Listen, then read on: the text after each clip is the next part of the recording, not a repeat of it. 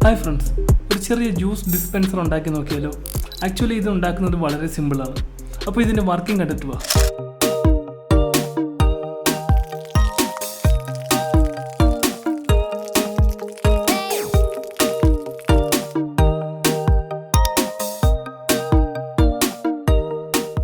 Okay, അപ്പോൾ അത്യാവശ്യം വലിപ്പമുള്ള ഒരു കാർഡ്ബോർഡ് പെട്ടി എടുക്കുക. എന്നിട്ട് അതിൻ്റെ മുകളിൽ ജ്യൂസ് എന്ന് എഴുതി വയ്ക്കാം. ഈ പെട്ടിക്കുള്ളിലാണ് നമ്മൾ ഇനി ജ്യൂസ് വെക്കാൻ പോകുന്നത്. അതുകൊണ്ട് തന്നെ ഏകദേശം അത്രയും വലിപ്പമുള്ള പെട്ടി തന്നെ വേണം നമ്മൾ ഇതിനായിട്ട് ഉപയോഗിക്കാൻ. ഇനി ഒരു സ്കെയിൽ എടുത്ത് 2 വരയിട്ട് കൊടുക്കാം. എന്നിട്ട് അതിനുള്ളിൽ ജ്യൂസ് എന്ന് എഴുതി വയ്ക്കാം നമുക്ക്. ഇവിടെ ഞാൻ വൈറ്റ് കളർ ഫാബ്രിക് പെയിൻറ് കൊണ്ടാണ് ജ്യൂസ് എന്ന് എഴുതി വയ്ക്കുന്നത്. ഇത് ചുമ്മാ ഒരു ഓവറോൾ അപ്പിയറൻസിന് വേണ്ടി ചെയ്തതാണ്. നിങ്ങൾക്ക് വേണമെന്നുണ്ടെങ്കിൽ ഈ സ്റ്റെപ്പ് സ്കിപ്പ് ചെയ്യാവുന്നതാണ്. ഈ ചെറിയ പെട്ടിയുടെ ഈ കാണുന്ന ഭാഗത്തും ഇതിൻ്റെ അടിഭാഗത്തുമായി ചെറിയൊരു ഹോൾ ഇട്ട് കൊടുക്കാം നമുക്ക്. ഇനി വലിയ പെട്ടിയുടെ മുകൾ ഭാഗത്ത് ഏകദേശം ഇവിടെയായിട്ട് ഒരു ഹോൾ കൂടെ ഇടാം. ഒരു പ്ലാസ്റ്റിക് ട്യൂബ് ഈ 2 ഹോളിൽ കൂടെ നമുക്ക് ഇങ്ങനെ എടുക്കാം.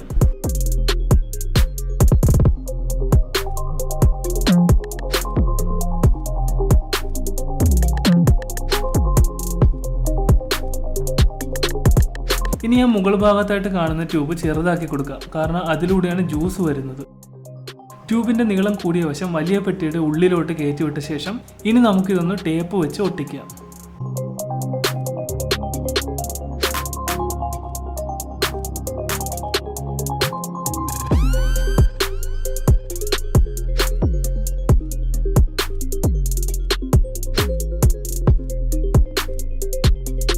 ഈ DC പമ്പിൻ്റെ മുകൾ ഭാഗം ട്യൂബായിട്ട് കണക്ട് ചെയ്യാം. വേറെ ഒരു കഷ്ണം ട്യൂബ് എടുത്തിട്ട് പമ്പിൻ്റെ മറ്റൊരു ഭാഗവുമായി കണക്ട് ചെയ്യാം. ഇപ്പോൾ നിങ്ങൾ കാണുന്നത് ഒരു ബട്ടൺ സ്വിച്ചാണ്. ഇതിൻ്റെ ഓപ്പോസിറ്റ് കാലുകൾ ഇങ്ങനെ ഫ്ലാറ്റ് ആക്കാം. ചെറിയൊരു കാർഡ്ബോർഡ് പീസ് എടുത്തിട്ട് അതിൻ്റെ മുകളിലായിട്ട് ഈ സ്വിച്ച് നമുക്ക് വെക്കാം.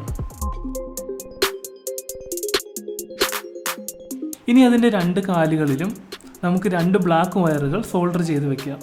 വയർ അവിടെ സ്റ്റഡി ആയിട്ട് ഇരിക്കാനായിട്ട് നമുക്കിനി അവിടെ ഒരു ടേപ്പ് വെച്ച് ഒട്ടിക്കാം.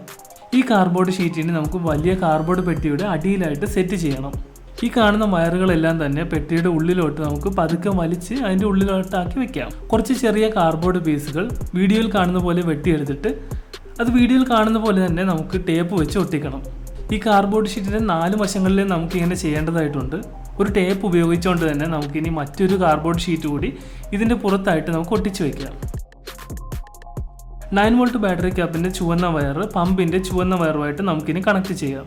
ബാറ്ററി ക്യാപ്പിൻ്റെ ബ്ലാക്ക് വയർ ബോക്സിൻ്റെ ഉള്ളിലുള്ള ബ്ലാക്ക് വയറുമായിട്ട് നമുക്ക് കണക്ട് ചെയ്യാം. ഒരു ടേപ്പ് ഉപയോഗിച്ച് ഈ കണക്ഷൻ്റെ മുകളിലൂടെ ഒന്ന് ചുറ്റുന്നത് നല്ലതായിരിക്കും. ഷോർട്ട് സർക്യൂട്ട് ആകാതിരിക്കാൻ ഇങ്ങനെ ചെയ്യുന്നത് നല്ലതാണ്.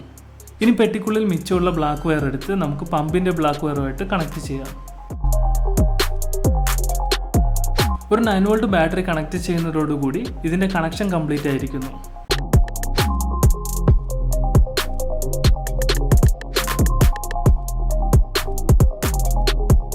അടുത്തായിട്ട് നമുക്കിനി ഒരു ജ്യൂസ് ഉണ്ടാക്കാം. അതിനായിട്ട് ഞാനിവിടെ ഒരു ടാങ്കാണ് യൂസ് ചെയ്യുന്നത്.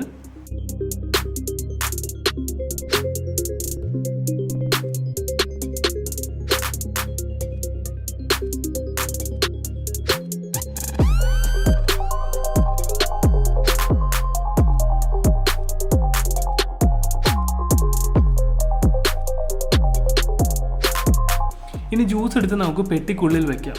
പമ്പിൽ നിന്നും വരുന്ന ട്യൂബ് എടുത്ത് നമുക്ക് ജ്യൂസിൻ്റെ അകത്ത് വെച്ച് കൊടുക്കുക. എന്നിട്ട് ആ പെട്ടി അങ്ങോട്ട് അടച്ചേക്കാം.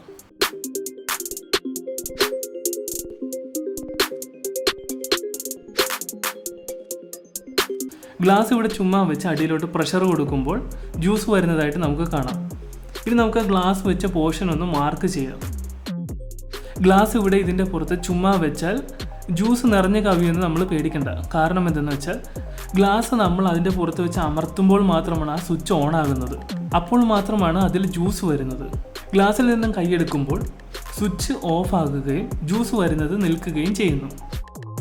അതുകൊണ്ട് തന്നെ ജ്യൂസ് കവിഞ്ഞൊഴുകി പോകുമെന്ന് നമുക്ക് പേടിക്കേണ്ട ഒരു ആവശ്യവും ഇവിടെ വരുന്നില്ല.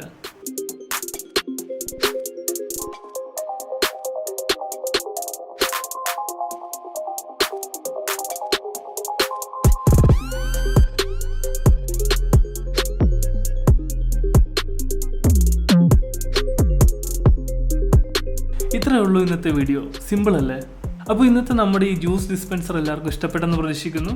ഇഷ്ടപ്പെട്ടാൽ തീർച്ചയായും അത് കമൻറ്റിലൂടെ അറിയിക്കാൻ മറക്കരുത്. മറ്റൊരു വീഡിയോ ആയിട്ട് മറ്റൊരു ദിവസം നമുക്ക് വീണ്ടും കാണാം. അതുവരേക്കും this is me Febin Peter signing off.